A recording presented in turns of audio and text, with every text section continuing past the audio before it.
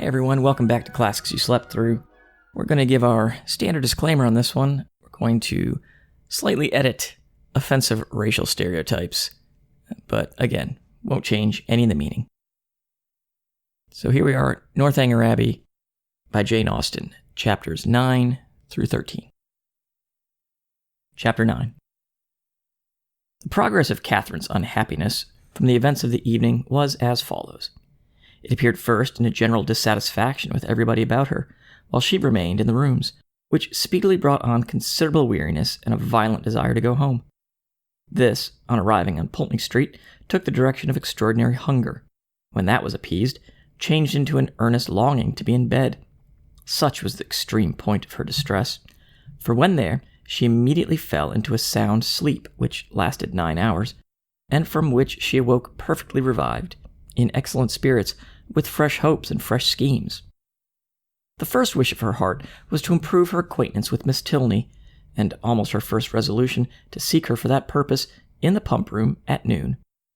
In the pump room, one so newly arrived in Bath must be met with, and that building she had already found so favorable for the discovery of female excellence and the completion of female intimacy, so admirably adapted for secret discourses and unlimited confidence, that she was most reasonably encouraged to expect another friend from within its walls.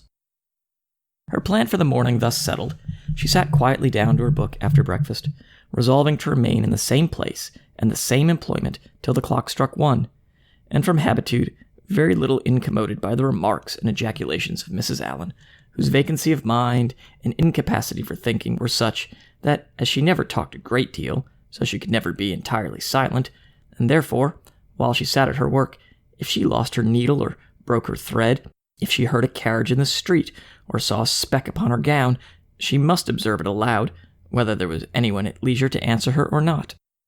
At about 12:30, a remarkably loud rap drew her in haste to the window, and scarcely had she time to inform Catherine of there being 2 open carriages at the door, in the first only a servant, her brother driving Miss Thorpe in the second, before John Thorpe came running upstairs, calling out, "Well, Miss Morland, here I am. Have you been waiting long? We could not come before. The old devil of a coachmaker was such an eternity finding out a thing fit to be got into. And now it is 10,000 to 1, but they break down before we are out of the street. How do you do, Mrs. Allen? Famous ball last night, was it not? Come, Miss Morland, be quick, for the others are in a confounded hurry to be off. They want to get their tumble over." "What do you mean?" said Catherine. "Where are you all going to?" "Going to? Why, have you not forgot our engagement? Did we not agree together to take a drive this morning? What a head you have. We are going up Claverton Down." "Something was said about it, I remember," said Catherine, looking at Mrs. Allen for her opinion. "But really, I did not expect you." "Not expect me, that's a good one. And what a dust you would have made if I had not come."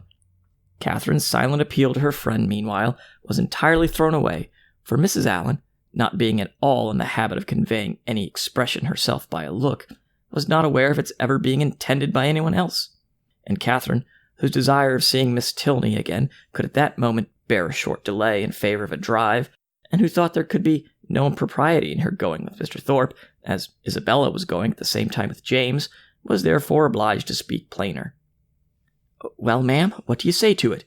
Can you spare me for an hour or 2? Shall I go?" "Do just as you please, my dear," replied Mrs. Allen, with the most placid indifference. Catherine took the advice and ran off to get ready. In a very few minutes she reappeared, having scarcely allowed the 2 others time enough to get through a few short sentences in her praise after Thorpe had procured Mrs. Allen's admiration of his gig. And then, receiving her friend's parting good wishes, they both hurried downstairs. "My dearest creature!" cried Isabella, to whom the duty of friendship immediately called her before she could get into the carriage.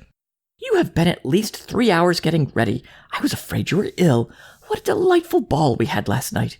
I have 1,000 things to say to you, but make haste and get in, for I long to be off." Catherine followed her orders and turned away, but not too soon to hear her friend exclaim aloud to James, "What a sweet girl she is! I quite dote on her." "You'll not be frightened, Miss Morland," said Thorpe, as he handed her in. "If my horse should dance about a little at first setting off, he will most likely give a plunge or 2, and perhaps take the rest for a minute, but he will soon know his master. He's full of spirits, playful as can be, but there's no vice in him. Catherine did not think the portrait a very inviting one, but it was too late to retreat, and she was too young to own herself frightened, so, resigning herself to her fate, and trusting to the animal's boasted knowledge of its owner, she sat peaceably down, and saw Thorpe sit down by her. Everything being then arranged, the servant who stood at the horse's head was bid in an important voice to let him go, and off they went, in the quietest manner imaginable, without a plunge or a caper or anything like one.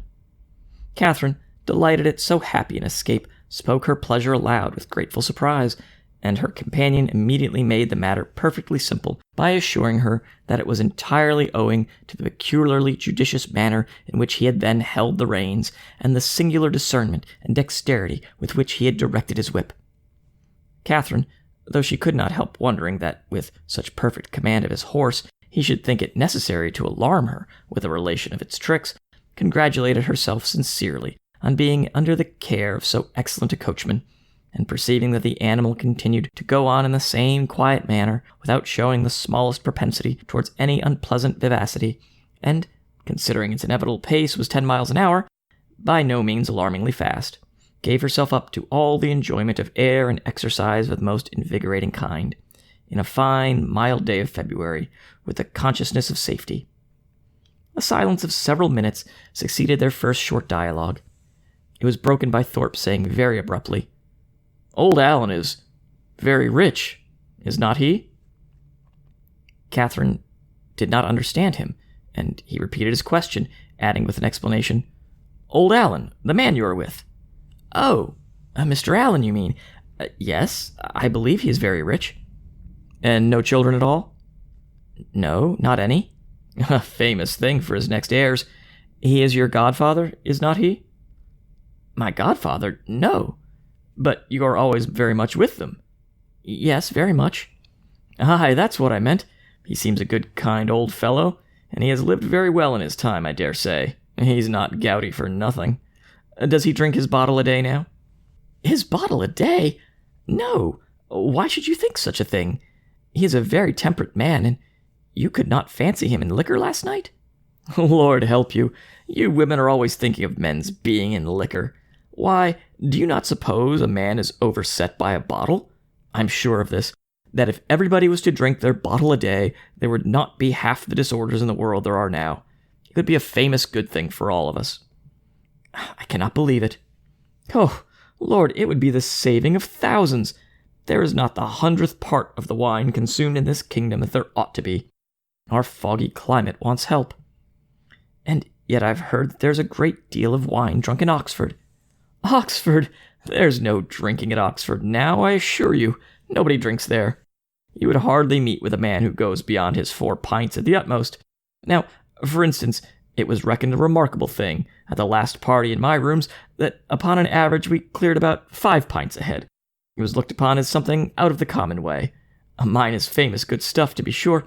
You would not often meet with anything like it in Oxford, and that may account for it, but this will just give you a notion of the general rate of drinking there." "Yes, it does give a notion," said Catherine warmly, "and that is that you all drink a great deal more wine than I thought you did. However, I'm sure James does not drink so much." This declaration brought out a loud and overpowering reply, of which no part was very distinct, except for the frequent exclamations, accounting almost to oaths, which adorned it, and Catherine was left, when it ended, with a rather strengthened belief that there being a great deal of wine drunk in Oxford, and the same happy conviction of her brother's comparative sobriety. Thorpe's ideas then all reverted to the merits of his own equipage, and she was called on to admire the spirit and freedom with which his horse moved along, and the ease which his paces, as well as the excellence of the springs, gave the motion of the carriage. She followed him in all his admiration as well as she could. To go before or beyond him was impossible. His knowledge and her ignorance of the subject, his rapidity of expression, and her diffidence of herself put all that out of her power. She could strike out nothing new in commendation, but she readily echoed whatever he chose to assert, and it was finally settled between them without any difficulty that his equipage was altogether the most complete of its kind. His carriage the neatest, his horse the best goer, and himself the best coachman. "You do not really think, Mr. Thorpe," said Catherine, venturing after some time to consider the matter as entirely decided, and to offer some little variation on the subject, that James's gig will break down. Break down? Oh, Lord, did you ever see such a little tit-tuppy little thing in your life? There is not a sound piece of iron about it. The wheels have been fairly worn out these 10 years at least, and as for the body, upon my soul, you might shake it to pieces yourself with a touch. It is the most devilish little rickety business I ever beheld. Thank God we have got better. I would not be bound to go 2 miles in it for £50,000. Good heavens, cried Catherine, quite frightened. Then pray let us turn back. They will certainly meet with an accident if we go on. Do let us turn back, Mr. Thorpe. Stop and speak to my brother. Tell him how very unsafe it is. Unsafe? Oh, Lord, where is there in that? They will only get a roll if it does break down, and there's plenty of dirt. It will be an excellent falling. Oh, curse it, the carriage is safe enough, if a man knows how to drive it. A thing of that sort in good hands will last above 20 years after it's fairly worn out. Lord bless you, I would undertake for £5 to drive it to York and back again, without losing a nail. Catherine listened with astonishment. She knew not how to reconcile two such very different accounts of the same thing, for she had not been brought up to understand the propensities of a rattle, nor to know how many idle assertions and impudent falsehoods the excess of vanity will lead. Her own family were plain, matter-of-fact people, who seldom aimed at wit of any kind, her father at the utmost being contented with a pun, and her mother with a proverb. They were not in the habit, therefore, of telling lies to increase their importance, or of asserting at one moment what they would contradict the next. She reflected on the affair for some time in much perplexity, and was more than once on the point of requesting from Mr. Thorpe a clearer insight into his real opinion on the subject. But she checked herself, because it appeared to her that he did not excel in giving those clearer insights, in making those things plain which he had before made ambiguous, and joining to this the consideration that he would not really suffer his sister and his friend to be exposed to a danger from which he might easily preserve them, she concluded at last that he must know the carriage to be in fact perfectly safe, and therefore would alarm herself no longer. By him the whole matter seemed entirely forgotten, and all the rest of his conversation, or rather talk, began and ended with himself and his own concerns. He told her of horses which he had bought for a trifle and sold for incredible sums, of racing matches in which his judgment had infallibly foretold the winner, of shooting parties in which he had killed more birds, though without having one good shot, than all his companions together, and described to her some famous day's sport with the foxhounds, in which his foresight and skill in directing the dogs had repaired the mistakes of the most experienced huntsman, and in which the boldness of his riding, though it had never endangered his own life for a moment, had been constantly leading others into difficulties, which he calmly concluded had broken the necks of many. Little as Catherine was in the habit of judging for herself, and unfixed as were her general notions of what men ought to be, she could not entirely repress a doubt, while she bore with the effusions of his endless conceit of his being altogether completely agreeable. It was a bold surmise, for he was Isabella's brother, and she had been assured by James that his manners would recommend him to all her sex. But in spite of this, the extreme weariness of his company, which crept over her before they had been out an hour, and which continued unceasingly to increase till they stopped in Pulteney Street again, induced her, in some small degree, to resist such high authority and to distrust his powers of giving universal pleasure. When they arrived at Mrs. Allen's door, the astonishment of Isabella was hardly to be expressed on finding that it was too late in the day for them to attend her friend into the house. Past 3 o'clock! It was inconceivable, incredible, impossible, and she would neither believe her own watch, nor her brother's, nor the servants'. She would believe no assurance of it, founded on reason or reality, till Morland produced his watch, and ascertained the fact. To have been doubted a moment longer then would have been equally inconceivable, incredible, and impossible, and she could only protest over and over again that no 2 hours and a half had ever gone off so swiftly before, as Catherine was called on to confirm. Catherine could not tell a falsehood, even to please Isabella, but the latter was spared the misery of her friend's dissenting voice by not waiting for her answer. Her own feelings entirely engrossed her. Her wretchedness was most acute on finding herself obliged to go directly home. It was ages since she'd had a moment's conversation with her dearest Catherine, and though she had such thousands of things to say to her, it appears as if they were never to be together again. So, with smiles of most exquisite misery, and the laughing eye of utter despondency, she bade her friend adieu, and went on. Catherine found Mrs. Allen just returned from all the busy idleness of the morning, and was immediately greeted with, "Well, my dear, here you are." A truth which she had no greater inclination than power to dispute. "And I hope you had a pleasant airing?" "Yes, ma'am, I thank you. We could not have had a nicer day." So Mrs. Thorpe said, "She was vastly pleased at your all going." "You've seen Mrs. Thorpe, then?" "Yes, I went to the pump room as soon as you were gone, and there I met her, and we had a great deal of talk together. She said there was hardly any veal to be got at market this morning. It is so uncommonly scarce." "Did you see anyone else of our acquaintance?" "Yes, we agreed to take a turn in the Crescent, and there we met Mrs. Hughes and Mr. and Miss Tilney walking with her." "Did you indeed? And did they speak to you?" "Yes, we walked along the Crescent together for half an hour. They seem very agreeable people. Miss Tilney was in a very pretty spotted muslin, and I fancy, by what I can learn, that she always dresses very handsomely. Mrs. Hughes talked to me a great deal about the family." "And what did she tell you of them?" "Oh, a vast deal indeed. She hardly talked of anything else."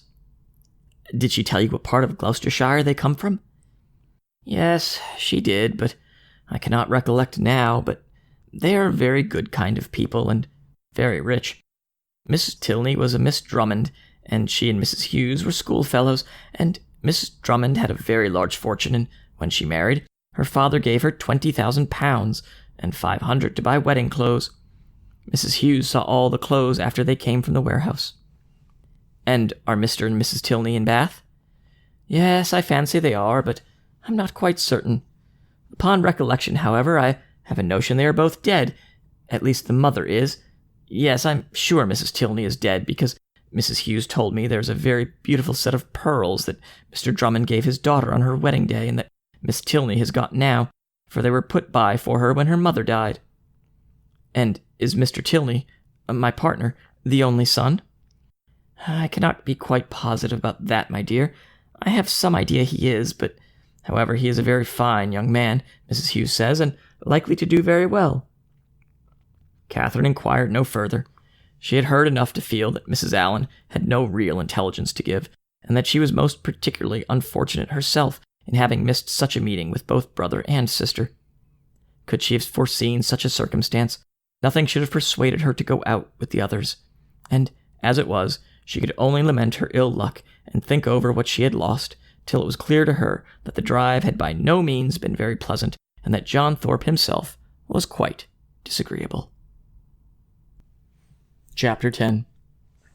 The Allens, Thorpes, and Morlands all met in the evening at the theatre, and as Catherine and Isabella sat together, there was then an opportunity for the latter to utter some few of the many thousand things which had been collecting within her for communication in the immeasurable length of time which had divided them. "Oh, heavens, my beloved Catherine, have I got you at last?" was her address on Catherine's entering the box and sitting by her. "Now, Mr. Morland," for he was close to her on the other side, "I shall not speak another word to you all the rest of the evening, so I charge you not to expect it. My sweetest Catherine, how have you been this long age? But I do not need to ask you, for you look delightfully. You really have done your hair in a more heavenly style than ever. You mischievous creature, do you want to attract everybody? I assure you, my brother is quite in love with you already, and as for Mr. Tilney, but that is a settled thing. Even your modesty cannot doubt his attachment now. His coming back to Bath makes it too plain. Oh, what I would not give to see him! I really am quite wild with impatience. My mother says he's the most delightful young man in the world. She saw him this morning, you know. You must introduce me to him. Is he in the house now? Look about, for heaven's sake. I assure you, I can hardly exist till I see him." "No," said Catherine. "He's not here. I cannot see him anywhere." "Oh, horrid! Am I never to be acquainted with him? How do you like my gown? I think it does not look amiss. The sleeves were entirely my own thought. Do you know, I get so immoderately sick of Bath. Your brother and I were agreeing this morning that, though it is vastly well to be here for a few weeks, we would not live here for millions. We soon found out that our tastes were exactly alike in preferring the country to every other place. Really, our opinions were so exactly the same, it was quite ridiculous. There was not a single point in which we differed. I would not have had you by all the world, for you such a sly thing. I'm sure you would have made some droll remark or other about it." "No, indeed I should not." "Oh, yes, you would indeed. I know you better than you know yourself. You would have told us that we seemed born for each other, or some nonsense of that kind, which would have distressed me beyond conception. My cheeks would have been as red as your roses. I would have not had you by for the world." "Indeed, you do mean injustice. I would have not had made so improper a remark upon any account, and besides, I am sure it would not have ever entered my head." Isabella smiled incredulously and talked the rest of the evening to James. Catherine's resolution of endeavoring to meet Miss Tilney again continued in full force the next morning. Until the usual moment of going to the pump room, she felt some alarm from the dread of a second prevention. But nothing of that kind occurred.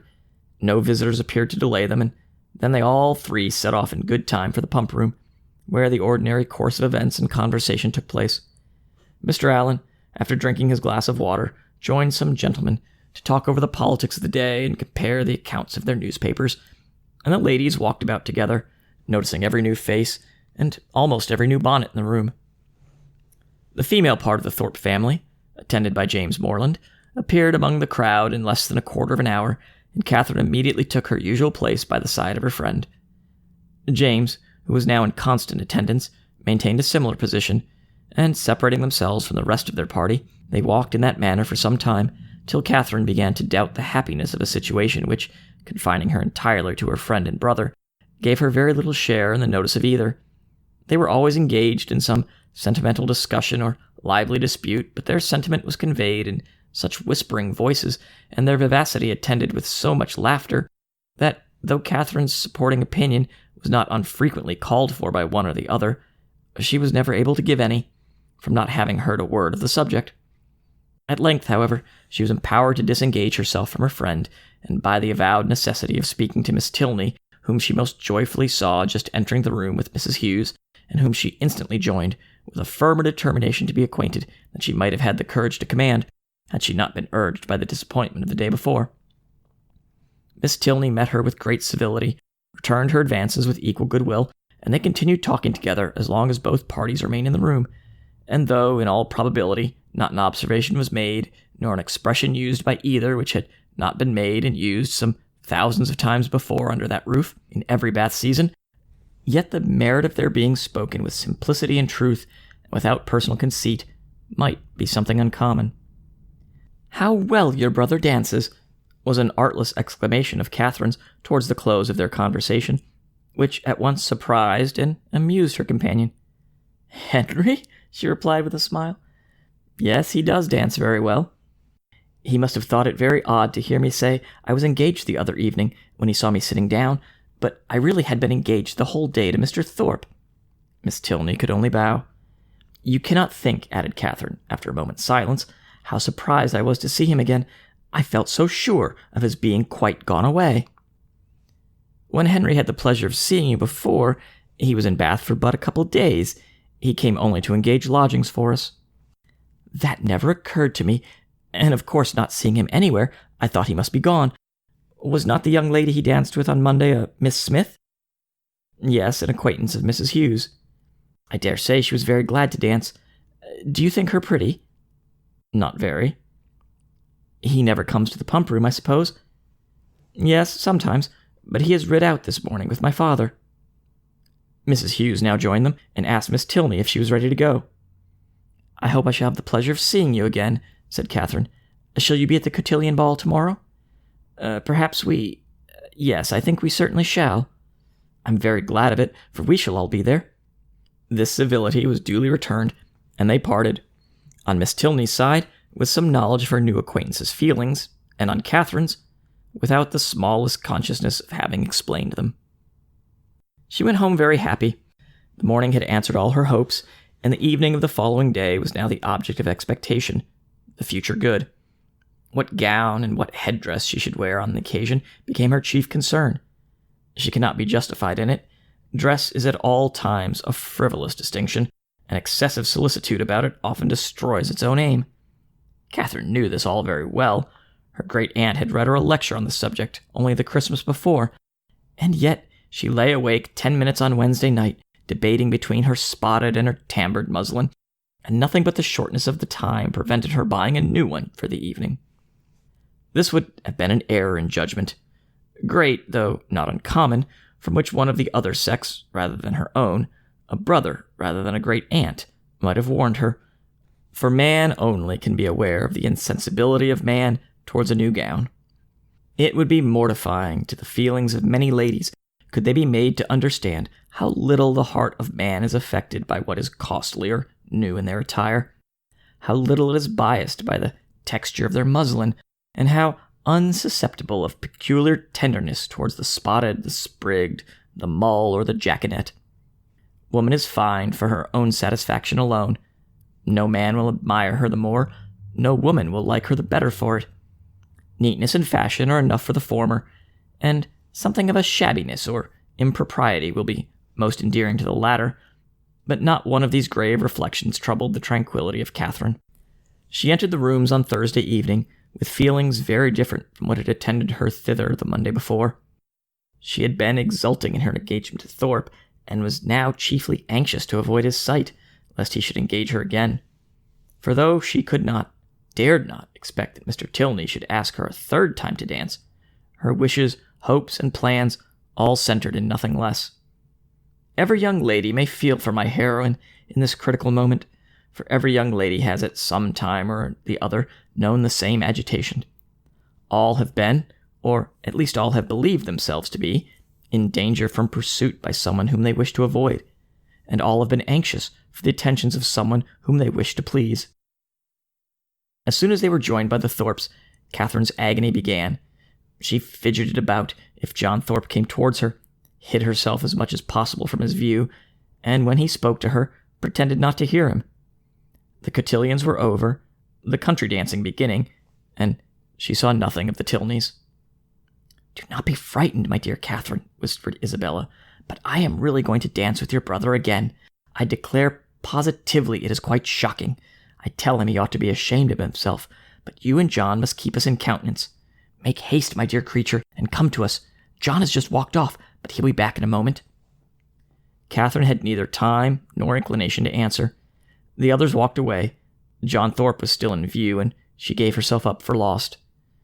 That she might not appear, however, to observe or expect him, she kept her eyes intently fixed on her fan, and a self-condemnation for her folly in supposing that among such a crowd they should even meet with the Tilneys in any reasonable time, had just passed through her mind, and she suddenly found herself addressed and again solicited to dance by Mr. Tilney himself.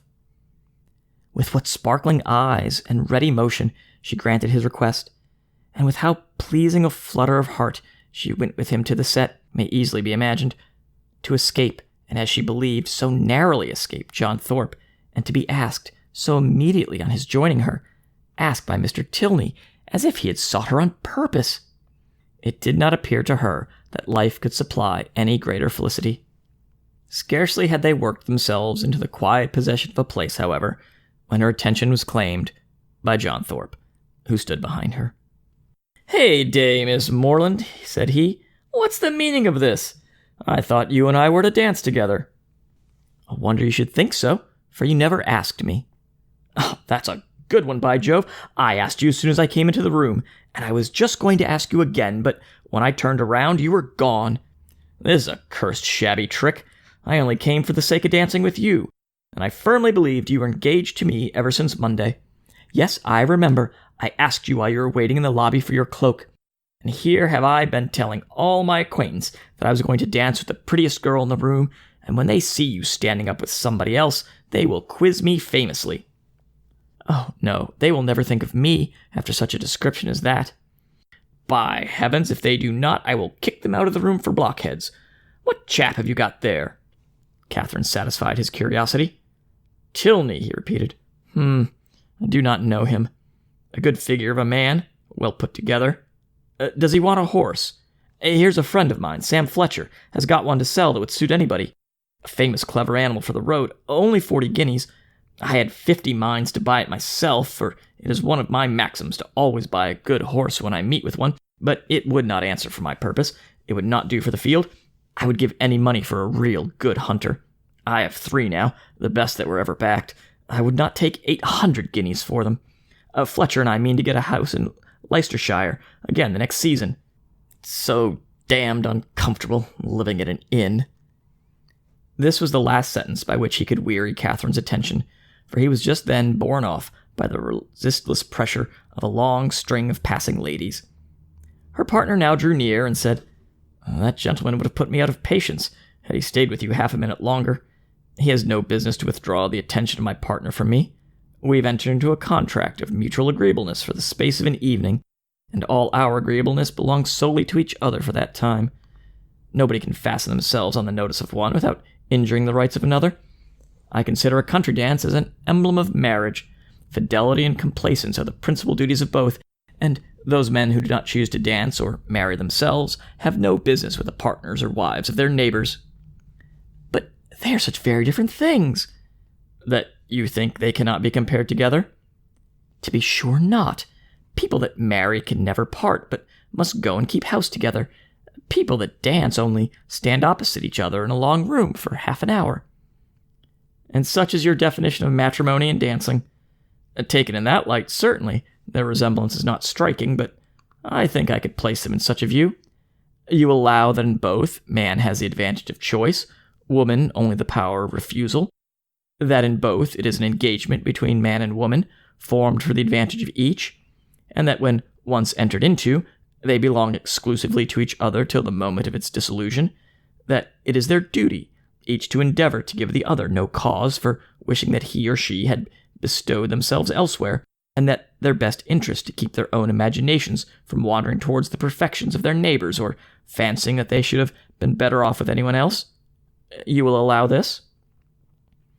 "Yes, to be sure, as you state it, all this sounds very well, but still they are so very different. I cannot look upon them in the same light, nor think the same duties belong to them." "In one respect there certainly is a difference. In marriage, the man is supposed to provide for the support of the woman to make the home agreeable to the man. He is to purvey, and she is to smile. But in dancing, their duties are exactly changed. The agreeableness, the compliance are expected from him, while she furnishes the fan and the lavender water. That, I suppose, was the difference of duties which struck you, as rendering the conditions incapable of comparison." "No, indeed, I never thought of that." "Then I am quite at a loss. One thing, however, I must observe. This disposition on your side is rather alarming. You totally disallow any similarity in the obligations, and may I not thence infer that your notions of the duties of the dancing state are not so strict as your partner might wish? Have I not reason to fear that if the gentleman who spoke to you were now to return, or if any other gentleman were to address you, there would be nothing to restrain you from conversing with him as long as you chose? Mr. Thorpe is such a very particular friend of my brother's that if he talks to me, I must talk to him again, but there are hardly 3 young men in the room besides him that I have any acquaintance with. And is that to be my only security? Alas, alas. Nay, I am sure you could not have a better, for if I do not know anybody, it is impossible for me to talk to them, and besides, I do not want to talk to anybody. And now you've given me a security worth having, and I shall proceed with courage. Do you find Bath as agreeable as when I had the honor of making the inquiry before? Yes, quite. More so, indeed. More so? Take care, or you will forget to be tired of it at the proper time. You ought to be tired of it at the end of 6 weeks. I do not think I should be tired if I were to stay here 6 months. Bath, compared with London, has little variety, and so everybody finds out every year.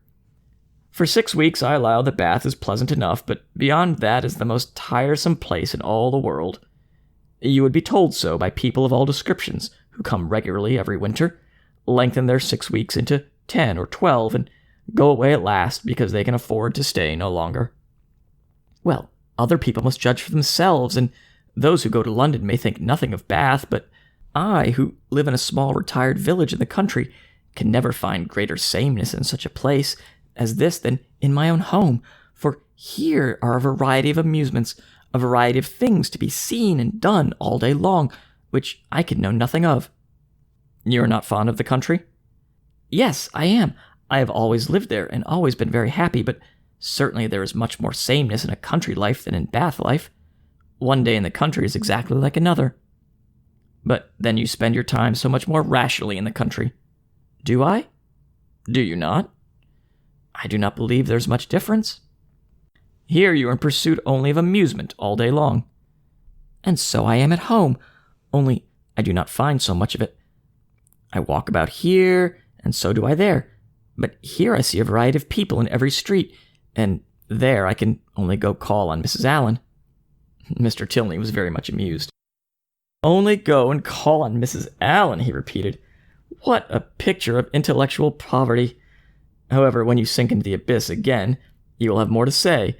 You will be able to talk of Bath and all that you did here. Oh, yes, I shall never be in want of something to talk of again to Mrs. Allen or anybody else. I really believe I shall always be talking of Bath when I am home again. I do like it so very much. If I could but have Papa and Mamma and the rest of them here, I suppose I should be too happy. James is coming. My eldest brother is quite delightful, and especially as it turns out that the very family we are just got so intimate with are his intimate friends already. Oh, who can ever be tired of Bath? Not those who bring such fresh feelings of every sort to it as you do, but papas and mammas and brothers and intimate friends are a good deal gone by to the most frequenters of Bath, and the honest relish of balls and plays and everyday sights is past with them. Here their conversation closed, the demands of the dance becoming now too importune for divided attention. Soon after their reaching the bottom of the set, Catherine perceived herself to be earnestly regarded by a gentleman who stood among the lookers-on, immediately behind her partner. He was a very handsome man, of a commanding aspect, past the bloom, but not past the vigor of life, and with his eye still directed towards her, she saw him presently address Mr. Tilney in a familiar whisper. Confused by his notice, and blushing from the fear of it being excited by something wrong in her appearance, she turned away her head. But while she did so, the gentleman retreated, and her partner, coming nearer, said, I see that you guess what I've just been asked. That gentleman knows your name, and you have a right to know his. It is General Tilney, my father. Catherine's answer was only, Oh! But it was an "oh" expressing everything needful, attention to his words, and a perfect reliance on their truth. With real interest and strong admiration did her eye now follow the general as he moved through the crowd, and "how handsome a family they are," was her secret remark. In chatting with Miss Tilney before the evening concluded, a new source of felicity arose to her. She had never taken a country walk since her arrival in Bath. Miss Tilney, to whom all the commonly frequented environs were familiar, spoke of them in terms which made her all eagerness to know them too. And on her openly fearing that she might find nobody go with her, it was proposed by the brother and sister that they should join in a walk some morning or other. I shall like it, she cried, beyond anything in the world, and do not let us put it off. Let us go tomorrow. This was readily agreed to, with only a proviso of Miss Tilney's that it did not rain, which Catherine was sure it would not. At 12 o'clock they were to call on her in Pulteney Street, and remember, 12 o'clock was her parting speech to her new friend. Of her other, older, her more established friend, Isabella, of whose fidelity and worth she had enjoyed a fortnight's experience, she scarcely saw anything during the evening. Yet, though longing to make her acquainted with her happiness, she cheerfully submitted to the wish of Mr. Allen, which took them rather early away, and her spirits danced within her, as she danced in her chair, all the way home. Chapter 11. The morrow brought a very sober-looking morning, the sun making only a few efforts to appear, and Catherine augured from it everything most favorable to her wishes. A bright morning so early in the year, she allowed, would generally turn to rain, but a cloudy one foretold improvement as the day advanced. She applied to Mr. Allen for confirmation of her hopes, but Mr. Allen, not having his own skies and barometer about him, declined giving any absolute promise of sunshine. She applied to Mrs. Allen, and Mrs. Allen's opinion was more positive. She had no doubt in the world of it being a very fine day if the clouds would only go off and the sun kept out. At about 11 o'clock, however, a few specks of small rain upon the windows caught Catherine's watchful eye, and, "Oh dear, I do believe it will be wet," broke from her in a most desponding tone. "I thought it would be so," said Mrs. Allen. "No walk for me today," sighed Catherine. "But perhaps it may come to nothing, or it may hold up before 12. "Perhaps it may, but then, my dear, it will be so dirty. Oh, That will not signify.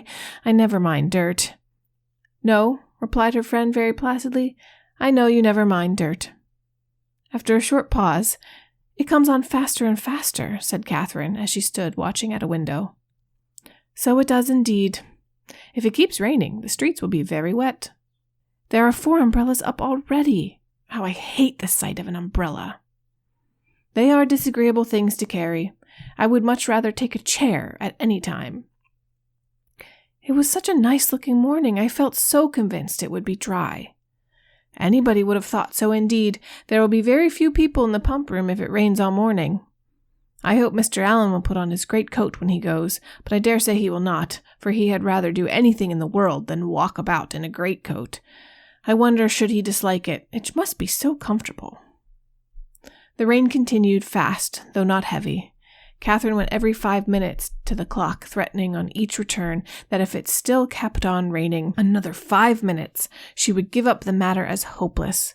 The clock struck 12, and it still rained. You will not be able to go, my dear. I do not quite despair yet. I shall not give it up till 12:15.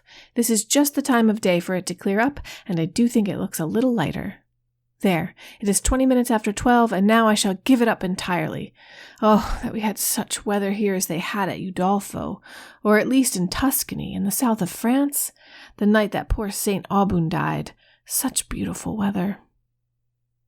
At 12:30, when Catherine's anxious attention to the weather was over, and she could no longer claim any merit from its amendment, the sky began voluntarily to clear. A gleam of sunshine took her quite by surprise. She looked around, the clouds were parting, and she instantly returned to the window to watch over and encourage the happy appearance.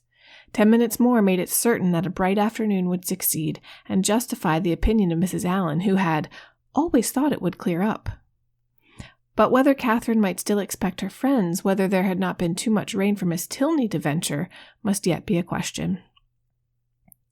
It was too dirty for Mrs. Allen to accompany her husband to the pump room. He accordingly set off by himself, and Catherine had barely watched him down the street when her notice was claimed by the approach of the same 2 open carriages containing the same 3 people that had surprised her so much a few mornings back.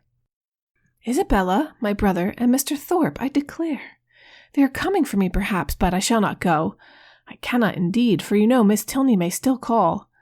Mrs. Allen agreed to it. John Thorpe was soon with them, and his voice was with them yet sooner, for on the stairs he was calling out to Miss Morland to be quick. Make haste, and he threw open the door. Put on your hat this moment. There is no time to be lost. We are going to Bristol. How do you do, Miss Allen? To Bristol? Is that not a great way off? But however, I cannot go with you today because I am engaged. I expect some friends every moment. This was, of course, vehemently talked down as no reason at all. Mrs. Allen was called on to second him, and the 2 others walked in to give their assistance.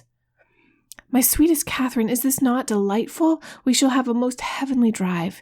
You are to thank your brother and me for the scheme. It darted into our heads at breakfast time. I verily believe at the same instant, and we should have been off 2 hours ago if it had not been for this detestable rain. But it does not signify. The nights are moonlit, and we shall do delightfully.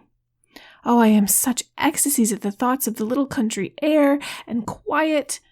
So much better than going to the lower rooms. We shall drive directly to Clifton and dine there, and, as soon as dinner is over, if there is time for it, go on to King's Weston. I doubt our being able to do so much, said Morland. You croaking fellow, cried Thorpe. We shall be able to do 10 times more. King's Weston, aye, and Blaise Castle too, and anything else we can hear of. But here, as your sister says, she will not go. Blaise Castle? Cried Catherine. What is that?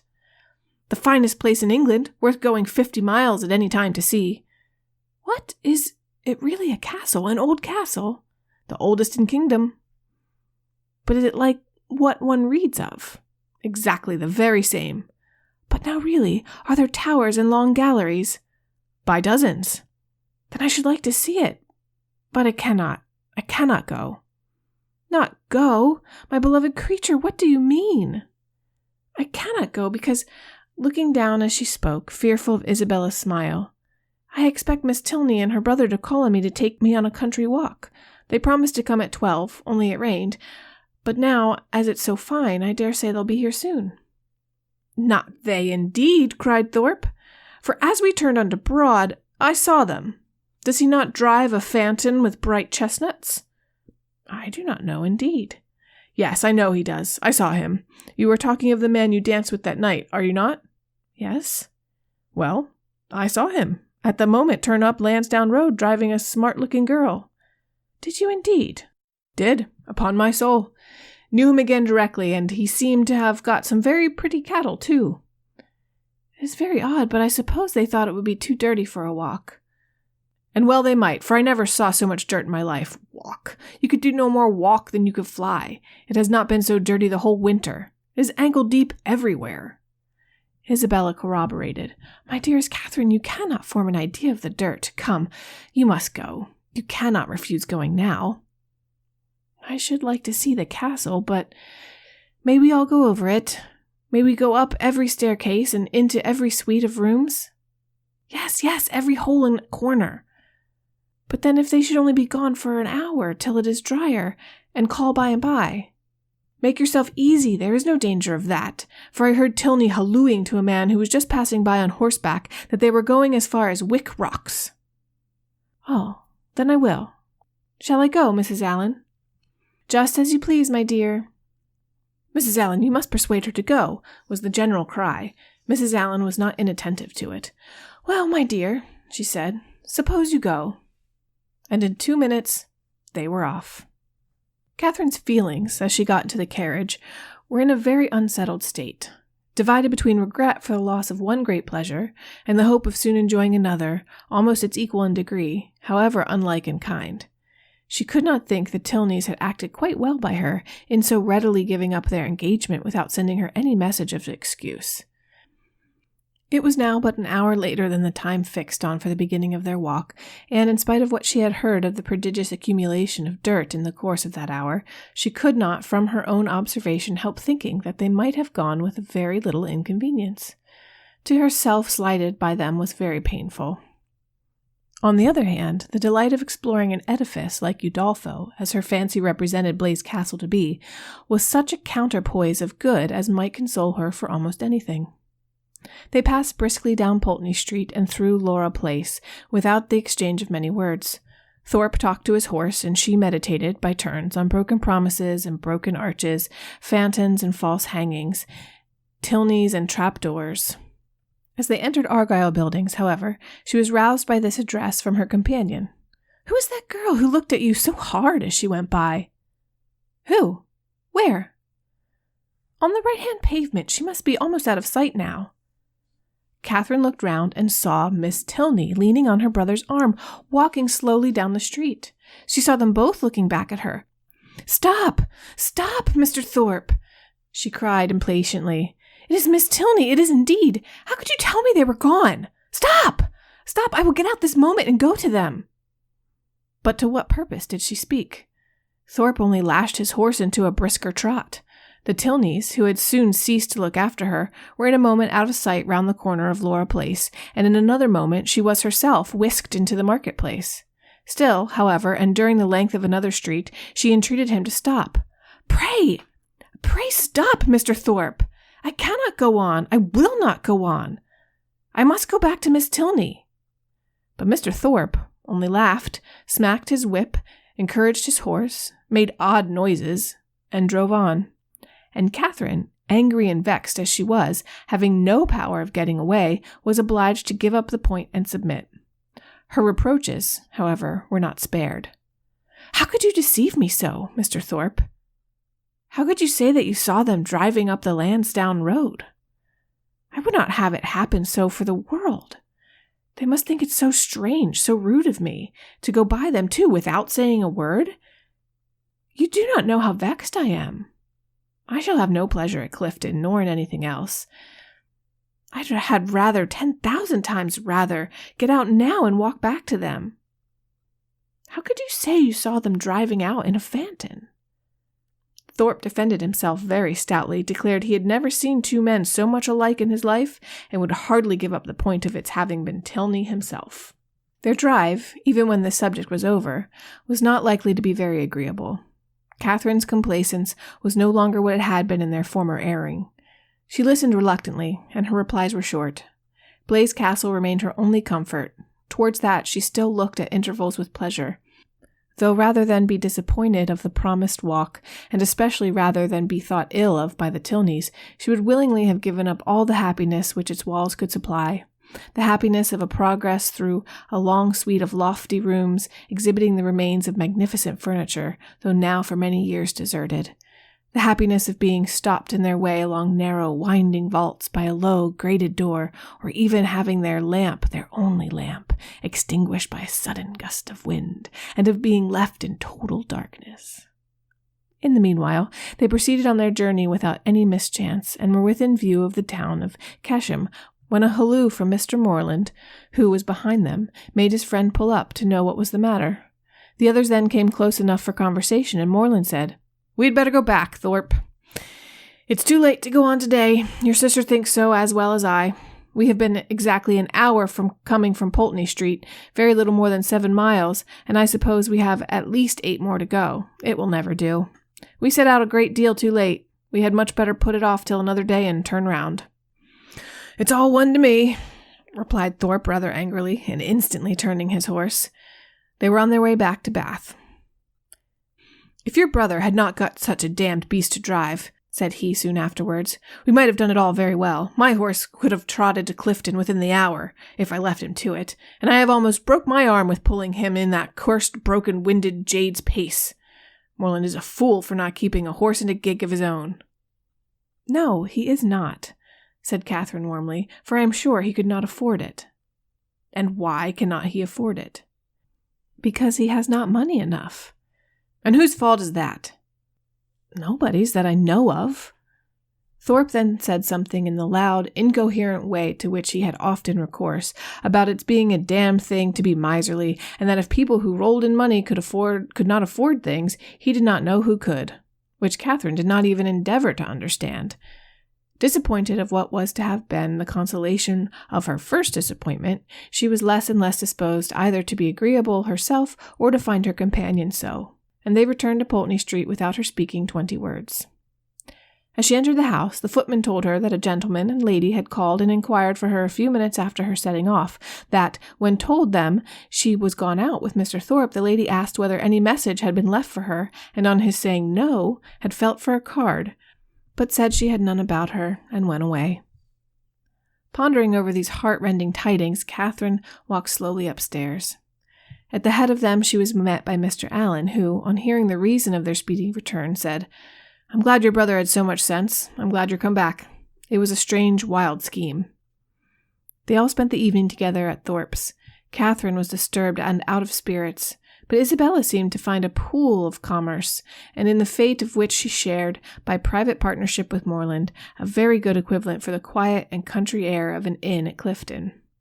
Her satisfaction, too, in not being at the lower rooms was spoken more than once. "How I pity the poor creatures that are going there! How glad I am that I am not amongst them! I wonder whether it will be a full ball or not. They have not begun dancing yet. I would not be there for all the world. It is so delightful to have an evening now and then to oneself. I dare say it would not be a very good ball. I know the Mitchells will not be there. I am sure I pity everybody that is. But I dare say, Mr. Moreland, you long to be at it, do you not? I am sure you do. Well, pray do not let anybody here be a restraint on you. I dare say we would do very well without you, but you men think yourselves of such consequence." Catherine could almost have accused Isabella of being wanting in tenderness towards herself and her sorrows, so very little did they appear to dwell on her mind, and so very inadequate was the comfort she offered. "Do not be so dull, my dearest creature," she whispered. "You will quite break my heart. It was amazingly shocking, to be sure, but the Tilneys were entirely to blame. Why were they not more punctual? It was dirty indeed, but what did that signify? I am sure John and I would not have minded it. I never mind going through anything where a friend is concerned. That is my disposition. And John is just the same. He has amazing strong feelings. Good heavens, what a delightful hand you have got. Kings, I vow. I never was so happy in my life. I would 50 times rather you should have them than myself. And now I may dismiss my heroine to the sleepless couch, which is the true heroine's portion, to a pillow strewed with thorns and wet with tears. And lucky may she think herself if she gets another good night's sleep in the course of the next 3 months. Chapter 12. "Mrs. Allen," said Catherine the next morning, "will there be any harm in my calling on Miss Tilney today? I shall not be easy till I have explained everything." "Go, by all means, my dear. Only put on a white gown. Miss Tilney always wears white."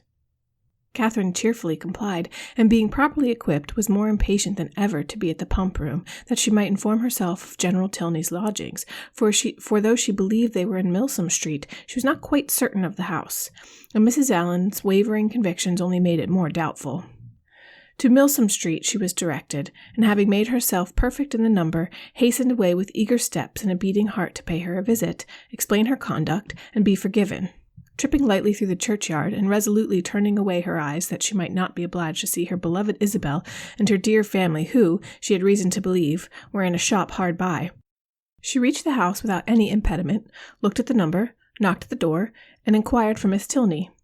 The man believed Miss Tilney to be at home, but was not quite certain. Would she be pleased to send up her name? She gave her card. In a few minutes the servant returned, and with a look which did not quite confirm his words, he said he had been mistaken, for that Miss Tilney was walked out. Catherine, with the blush of mortification, left the house. She felt almost persuaded that Miss Tilney was at home, and too much offended to admit her. And as she retired down the street, could not withhold one glance at the drawing-room windows, in expectation of seeing her there, but no one appeared at them. At the bottom of the street, however, she looked back again, and then, not at a window, but issuing from the door, she saw Miss Tilney herself. She was followed by a gentleman whom Catherine believed to be her father, and they turned up toward Edgar's buildings.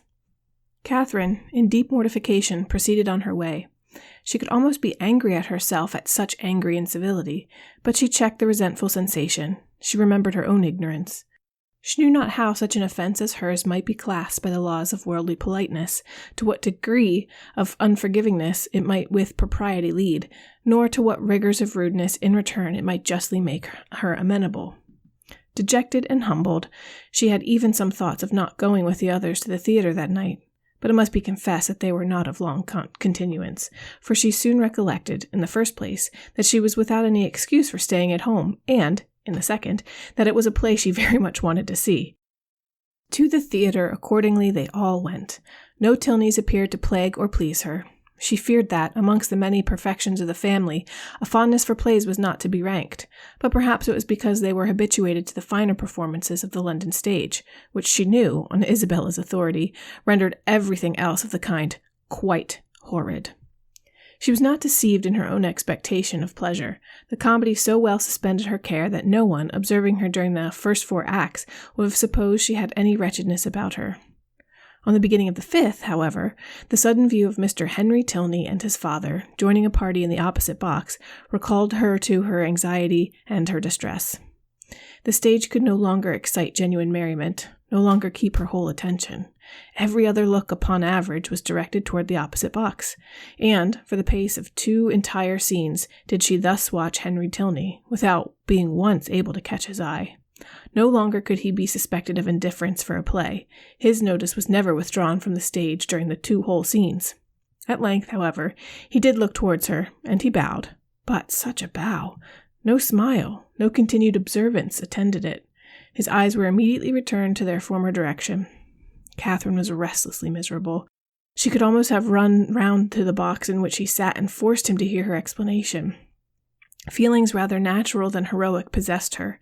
Instead of considering her own dignity injured by this ready condemnation, instead of proudly resolving, in conscious innocence, to show her resentment toward him who could harbor a doubt of it, to leave him all the trouble of seeking an explanation, and to enlighten him on the past only by avoiding his sight or flirting with somebody else, she took to herself all the shame of misconduct, or at least of its appearance, and was only eager for an opportunity of explaining its cause.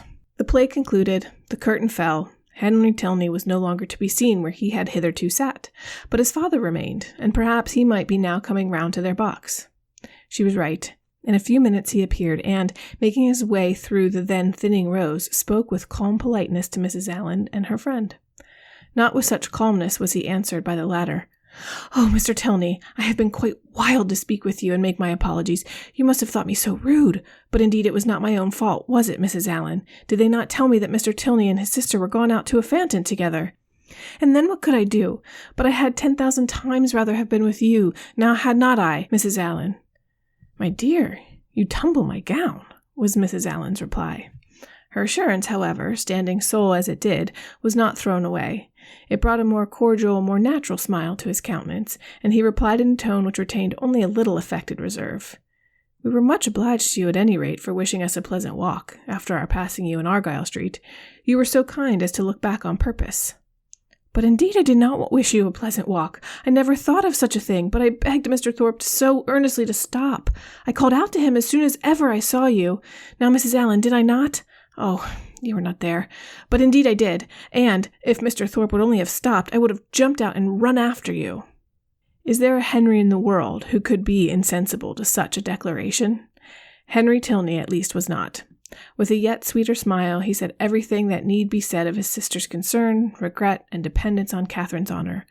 Oh, do not say Miss Tilney was not angry, cried Catherine, because I know she was, for she would not see me this morning when I called. I saw her walk out of the house the next minute after my leaving it. I was hurt, but I was not affronted. Perhaps you did not know I had been there.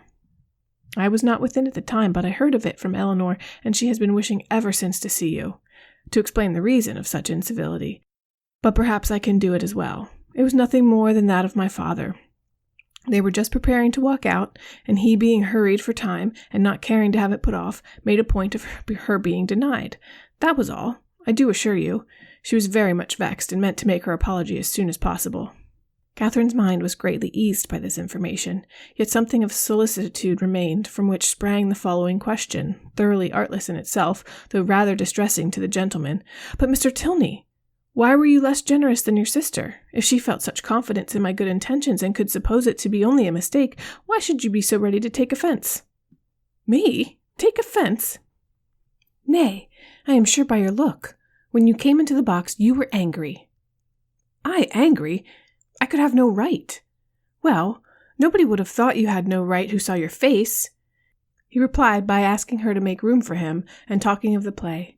He remained with them some time, and was only too agreeable for Catherine to be contented when he went away.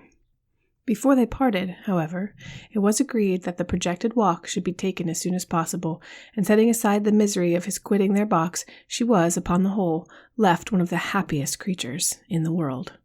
While talking to each other, she had observed with some surprise that John Thorpe, who was never in the same part of the house for 10 minutes together, was engaged in conversation with General Tilney, and she felt something more than surprise when she thought she could perceive herself the object of their attention and discourse. What could they have to say of her? She feared General Tilney did not like her appearance. She found it was implied in his preventing his admittance to his daughter, rather than postpone his own walk a few minutes. How came Mr. Thorpe to know your father? Was her anxious inquiry as she pointed them out to her companion. He knew nothing about it, but his father, like every military man, had a very large acquaintance. When the entertainment was over, Thorpe came to assist them in getting out. Catherine was the immediate object of his gallantry, and, while they waited in the lobby for a chair, he prevented the inquiry which had travelled from her heart almost to the tip of her tongue, by asking in a consequential manner whether she had seen him talking with General Tilney. He's a fine old fellow, upon my soul. Stout, active, looks as young as his son. I have a great regard for him, I assure you. A gentleman-like, good sort of fellow as ever lived. But how came you to know him? Know him?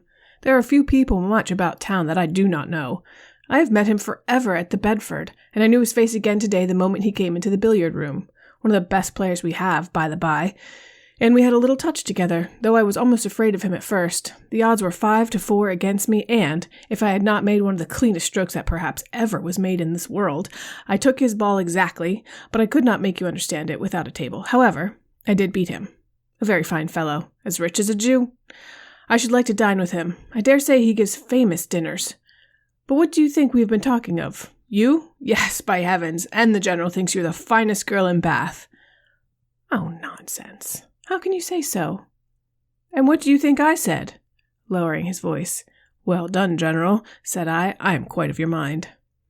Here, Catherine, who was much less gratified by his admiration than by the General Tilney's, was not sorry to be called away by Mr. Allen. Thorpe, however, would see her to her chair, and till she entered it, continued the same kind of delicate flattery in spite of her entreating him to have done. That General Tilney, instead of disliking, should admire her, was very delightful, and she joyfully thought that there was not one of the family whom she need now fear to meet. The evening had done more, much more, for her than could have been expected. Chapter 13. Monday, Tuesday, Wednesday, Thursday, Friday, and Saturday have now passed in review before the reader. The events of each day, its hopes and fears, mortifications and pleasures, have been separately stated, and the pangs of Saturday now only remain to be described, and close the week. The Clifton scheme had been deferred, not relinquished, and on the afternoon's crescent of this day it was brought forward again. In a private consultation between Isabella and James, the former of whom had been particularly set in her heart upon going, and the latter no less anxiously placed his upon pleasing her, it was agreed that, provided the weather were fair, the party should take place on the following morning, and they were to set off very early in order to be at home in good time. The affair thus determined, and the Thorpes' approbation secured, Catherine only remained to be apprised of it. She had left them for a few minutes to speak to Miss Tilney. In that interval the plan was completed, and as soon as she came again her agreement was demanded. But instead of the gay acquiescence expected by Isabella, Catherine looked grave, was very sorry, but could not go. The engagement which ought to have kept her from joining in the former attempt would make it impossible for her to accompany them now. She had that moment settled with Miss Tilney to take their proposed walk tomorrow. It was quite determined, and she would not, upon any account, retract. But that she must and should retract was instantly the eager cry of both the Thorpes. They must go to Clifton tomorrow. They would not go without her, and it would be nothing to put off a mere walk for a day longer, and they would not hear of a refusal. Catherine was distressed, but not subdued. "Do not urge me, Isabella. I am engaged to Miss Tilney. I cannot go." This availed nothing. The same arguments assailed her again. She must go. She should go, and they would not hear of a refusal. "It would be so easy to tell Miss Tilney that you just had been reminded of a prior engagement and must only beg to put off the walk till Tuesday." "No, it would not be easy. I could not do it. There has been no prior engagement." But Isabella became only more and more urgent, calling on her in the most affectionate manner, addressing her by the most endearing names. She was sure her dearest, sweetest Catherine would not seriously refuse such a trifling request to a friend who loved her so dearly. She knew her beloved Catherine to have such a feeling heart, so sweet a temper, to be so easily persuaded by those she loved. But all in vain. Catherine felt herself to be in the right, and though pained by such tender, such flattering supplication, could not allow it to influence her. Isabella then tried another method. She reproached her with having more affection for Miss Tilney, though she had known her so little a while, than for her best and oldest friends, with being grown cold and indifferent, in short, towards herself. "I cannot help being so jealous, Catherine, when I see myself slighted for strangers, I, who love you so excessively. When once my affections are placed, it is not in the power of anything to change them, but I believe my feelings are stronger than anybody's. I am sure they are too strong for my own peace, and to see myself supplanted in your friendship by strangers does cut me to the quick, I own. These Tilneys seem to swallow up everything else." Catherine thought this reproach equally strange and unkind. Was it the part of a friend thus to expose her feelings to the notice of others? Isabella appeared to her ungenerous and selfish, regardless of everything but her own gratification. These painful ideas crossed her mind, though she said nothing. Isabella, in the meanwhile, had applied her handkerchief to her eyes, and Morland, miserable at such a sight, could not help saying, "Nay, Catherine, I think you cannot stand out any longer now. The sacrifice is not much, and to oblige such a friend. I shall think you quite unkind if you still refuse." This was the first time of her brother's openly siding against her, and anxious to avoid his displeasure, she proposed a compromise. If they would only put off their scheme till Tuesday, which they might easily do, as it depended only on themselves, she could go with them, and everybody might then be satisfied. But no, was the immediate answer. That could not be, for Thorpe did not know that he might not go to town on Tuesday. Catherine was sorry, but she could do no more, and a short silence ensued, which broken by Isabella, who, in a voice of cold resentment, said, "Very well, then there is an end to the party. If Catherine does not go, I cannot. I cannot be the only woman. I would not, upon any account in the world, do so an improper thing." "Catherine, you must go," said James. "But why cannot Mr. Thorpe drive one of his own sisters? I dare say either of them would like to go."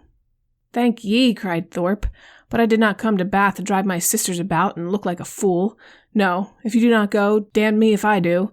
I only go for the sake of driving you." "That is a compliment which gives me no pleasure." But her words were lost on Thorpe, who had turned abruptly away. The three others still continued together, walking in a most uncomfortable manner to poor Catherine. Sometimes not a word was said, sometimes she was attacked again with supplications or reproaches, and her arm was still linked within Isabella's, though their hearts were at war. At one moment she was softened, at another irritated, always distressed, but always steady. "I did not think you had been so obstinate, Catherine," said James. "You were not used to be so hard to persuade. You were once the kindest, best-tempered of my sisters." "I hope so am not less now," she replied very feelingly, "but indeed I cannot go. If I am wrong, I am doing what I believe to be right." "I suspect," said Isabella in a low voice, "there is no great struggle." Catherine's heart swelled. She drew her arm away, and Isabella made no opposition.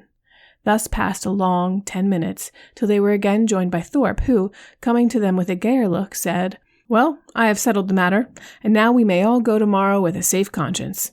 I have been to Miss Tilney and made your excuses." "You have not!" cried Catherine. "I have, upon my soul, left her this moment, told her you had sent me to say that, having just recollected a prior engagement of going to Clifton with us tomorrow, you could not have the pleasure of walking with her till Tuesday. She said, very well, Tuesday was just as convenient to her, so there is an end to all of our difficulties. A pretty good thought of mine, eh?" Isabella's countenance was once more all smiles and good humor, and James, too, looked happy again. "A most heavenly thought indeed. Now, my sweet Catherine, all our distresses are over. You are honorably acquitted, and we shall have a most delightful party." "This will not do," said Catherine. "I cannot submit to this. I must run after Miss Tilney directly and set her right." Isabella, however, caught hold of one hand, Thorpe the other, and remonstrances poured in from all three. Even James was quite angry. When everything was settled, when Miss Tilney herself said that Tuesday would suit her as well, it was quite ridiculous, quite absurd, to make any further objection. "I do not care. Mr. Thorpe had no business to invent any such message. If I had thought it right to put it off, I could have spoken to Miss Tilney myself. This is only doing it in a ruder way, and how do I know that Mr. Thorpe has— he may be mistaken again, perhaps. He led me into one act of rudeness by his mistake on Friday. Let me go, Mr. Thorpe. Isabella, do not hold me." Thorpe told her it would have been in vain to go after the Tilneys. They were turning the corner into Brock Street when he had overtaken them, and were at home by this time. "Then I will go after them," said Catherine. "Wherever they are, I will go after them. It does not signify talking. If I could not be persuaded into doing what I thought wrong, I never will be tricked into it." And with these words, she broke away and hurried off. Thorpe would have darted after her, but Morland withheld him. Let her go if she will go. She is as obstinate as— Thorpe never finished the simile, for it could hardly have been a proper one. Away walked Catherine in great agitation as fast as the crowd would permit her, fearful of being pursued, yet determined to persevere. As she walked, she reflected on what had passed. It was painful for her to disappoint and displease them, particularly to displease her brother, but she could not repent her resistance. Setting her own inclination apart, to have failed a second time in her engagement to Miss Tilney, to have retracted a promise voluntarily made only 5 minutes before, and on false pretense too, must have been wrong. She had not been withstanding them on selfish principles alone. She had not consulted merely her own gratification. That might have been ensured in some degree by the excursion itself, by seeing Blaise Castle. No, she had attended to what was due to others, and to her own character and their opinion. Her conviction of being right, however, was not enough to restore her composure till she had spoken to Miss Tilney. She could not be at ease, and, quickening her pace when she got clear of the crescent, she almost ran over the remaining ground till she gained the top of Milsom Street. So rapid had been her movements that in spite of the Tilneys' advantage in the outset, they were but just turning into their lodgings as she came within view of them, and the servant still remaining at the door, she used only the ceremony of saying that she must speak with Miss Tilney that moment by hurrying by him proceeding upstairs. Then, opening the first door before her, which happened to be the right, she immediately found herself in the drawing-room with General Tilney, his son, and daughter. Her explanation, defective only in being, from her irritation of nerves and shortness of breath, no explanation at all, was instantly given. "I am come in a great hurry. It was all a mistake. I never promised to go. I told them from the first that I could not go. I ran away in a great hurry to explain it, and I do not care what you thought of me. I would not stay for the servant." The business, however, though not perfectly elucidated by this speech, soon ceased to be a puzzle. Catherine found that John Thorpe had given the message, and Miss Tilney had no scruple in owning herself greatly surprised by it. But whether her brother had still exceeded her in resentment, Catherine, though she instinctively addressed herself as much more to one as to the other in her vindication, had no means of knowing. Whatever might have been felt before her arrival, her eager declarations immediately made every look and sentence as friendly as she could desire. The affair thus happily settled, she was introduced by Miss Tilney to her father, and received by him with such ready, such solicitous politeness as recalled Thorpe's information to her mind, and made her think with pleasure that he might be sometimes depended on. To such anxious attention was the General's civility carried, that not aware of her extraordinary swiftness in entering the house, he was quite angry with the servant whose neglect had reduced her to open the door of the apartment herself. What did William mean by it? He should make a point of inquiring into the matter. And if Catherine had not most warmly asserted his innocence, it seemed likely that William would lose the favor of his master forever, if not his place, by her rapidity. After sitting with them a quarter of an hour, she rose to take leave, and was then most agreeably surprised by General Tilney's asking her if she would do his daughter the honor of dining and spending the rest of the day with her. Miss Tilney added her own wishes. Catherine was greatly obliged, but it was quite out of her power. Mr. and Mrs. Allen would expect her back every moment. The General declared he could say no more. The claims of Mr. and Mrs. Allen were not to be superseded, but on some other day, he trusted, when longer notice could be given, they would not refuse to spare her to her friend. Oh no, Catherine was sure they would not have the least objection, and she should have great pleasure in coming. The General attended her himself to the street door, saying everything gallant as they went downstairs, admiring the elasticity of her walk, which corresponded exactly with the spirit of her dancing, and making her one of the most graceful bows she had ever beheld when they parted. Catherine, delighted by all that had passed, proceeded gaily to Pulteney Street, walking, as she concluded, with great elasticity, though she had never thought of it before. She reached home without seeing anything more of the offended party, and now that she had been triumphant throughout, had carried her point, and was secure of her walk, she began, as the flutter of her spirit subsided, to doubt whether she had been perfectly right. Sacrifice was always noble, and if she had given way to their entreaties, she should have been spared the distressing idea of a friend displeased, a brother angry, and a scheme of great happiness to both destroyed, perhaps through her means. To ease her mind and ascertain by the opinion of an unprejudiced person what her own conduct had really been, she took occasion to mention before Mr. Allen the half-settled scheme of her brother and the Thorpes for the following day.